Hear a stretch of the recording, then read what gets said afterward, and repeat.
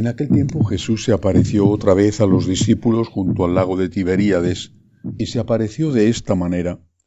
Estaban juntos Simón Pedro, Tomás apodado el Mellizo, Natanael, el de Cana de Galilea, los Zebedeos y otros 2 discípulos suyos.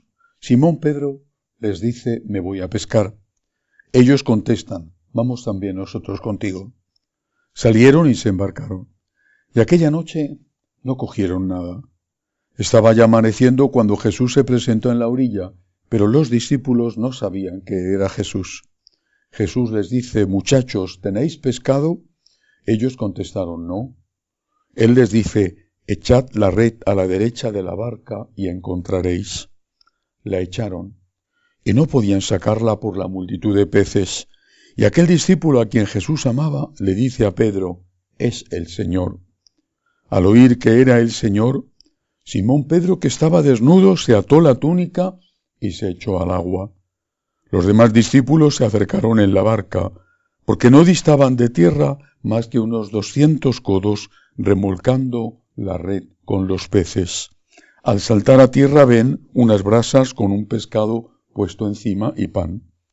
Jesús les dice: traed de los peces que acabáis de coger. Simón Pedro subió a la barca y arrastró hasta la orilla la red repleta de peces grandes, 153, y aunque eran tantos, no se rompió la red. Jesús les dice: vamos, almorzad. Ninguno de los discípulos se atrevía a preguntarle quién era, porque sabían bien que era el Señor. Jesús se acerca, toma el pan y se lo da, y lo mismo el pescado. Esta fue la tercera vez que Jesús se apareció a los discípulos después de resucitar de entre los muertos.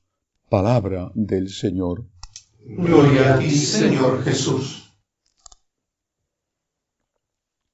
El objetivo de las apariciones de Cristo resucitado era demostrarles y demostrarnos que la resurrección era real.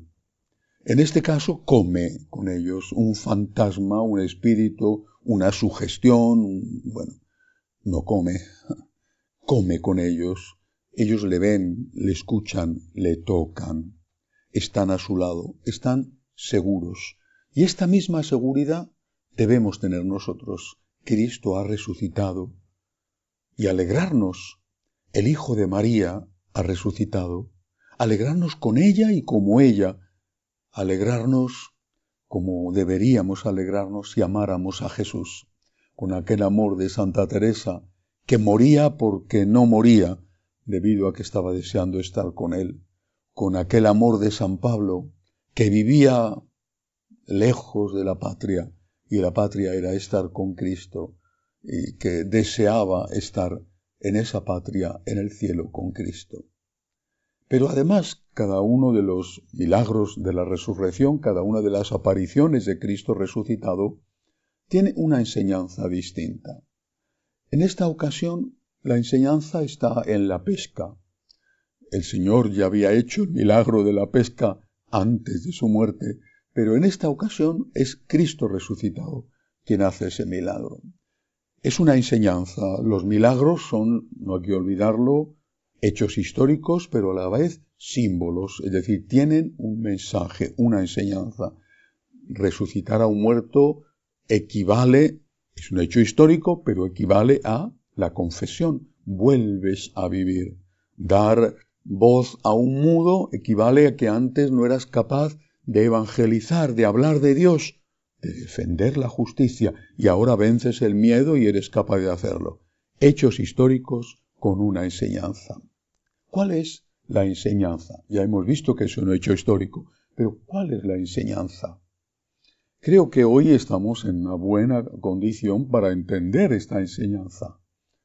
No hay pescado, no hay peces.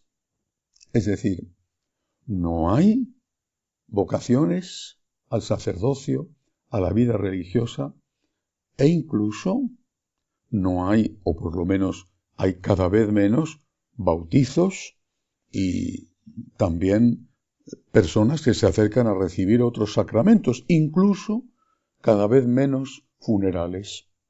Los funerales no los encarga el muerto, salvo que lo haya dejado en su testamento. Los encarga la familia, pero como no creen, e incluso posiblemente el difunto tampoco creyera ya, no piden funerales. Esto naturalmente no es así en todos los sitios, pero en muchos países, hablo de España, es así.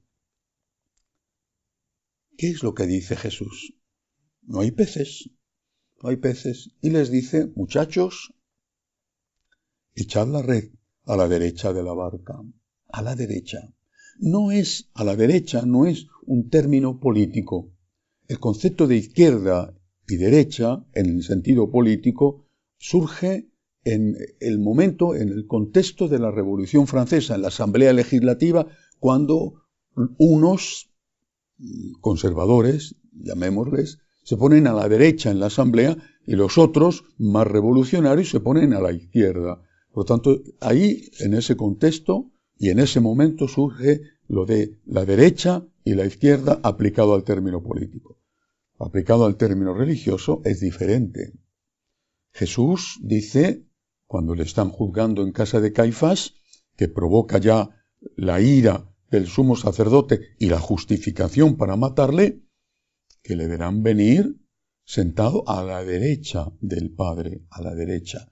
Y cuando él habla del juicio final, dice que pondrá unos a su derecha y otros a su izquierda. El concepto de estar a la derecha, en aquel contexto en el cual Jesús hablaba, significa tener un lugar especial, prestigioso, a la altura de aquel del cual se está a su derecha, en este caso a la altura de Dios. Ser una persona muy próxima. ¿Quiénes están a la derecha? Y repito, no en el sentido político del término, en el sentido religioso en el que habla la Biblia. ¿Quiénes están a la derecha?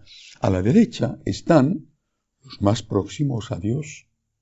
Es decir, aquellos que rezan, aquellos que llevan una vida de unión con el Señor.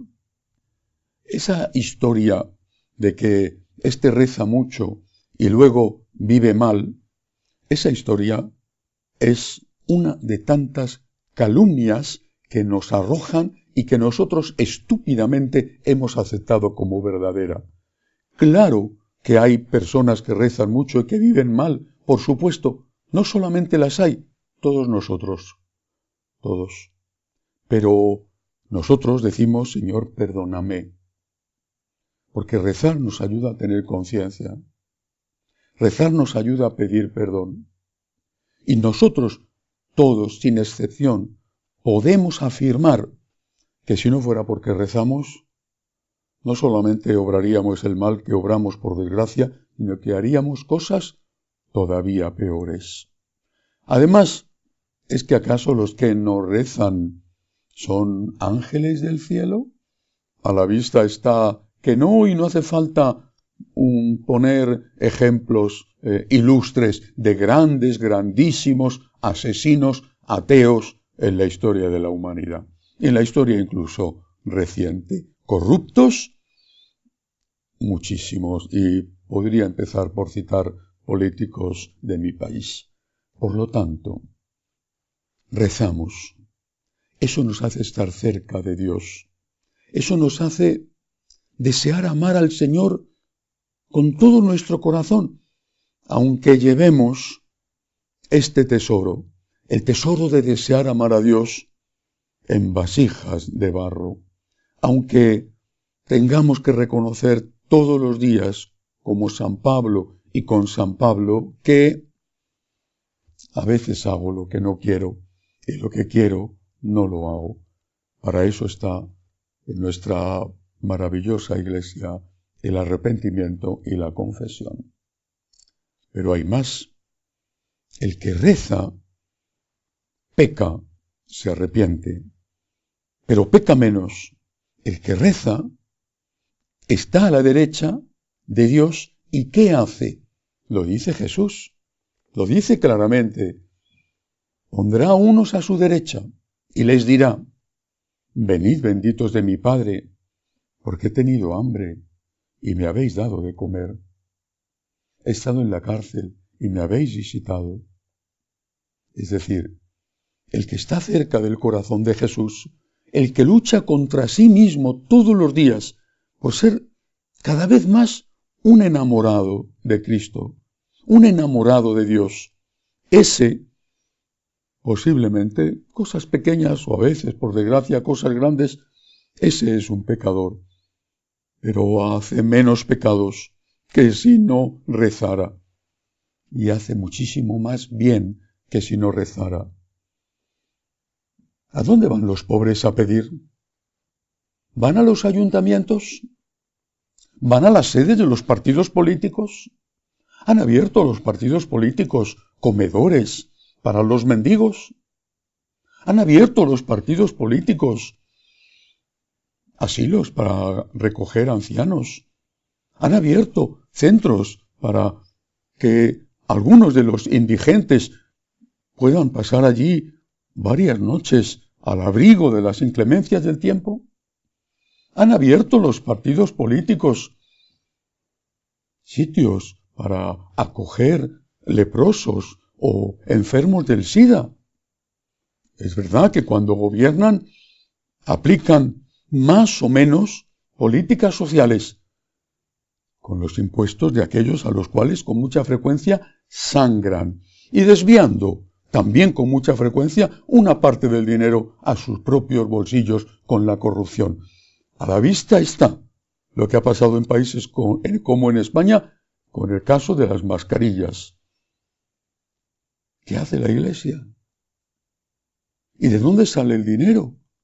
Es cierto que en algunos casos se subvenciona a veces una parte con la ayuda que viene del gobierno, que sabe que esa ayuda llega de verdad a la gente.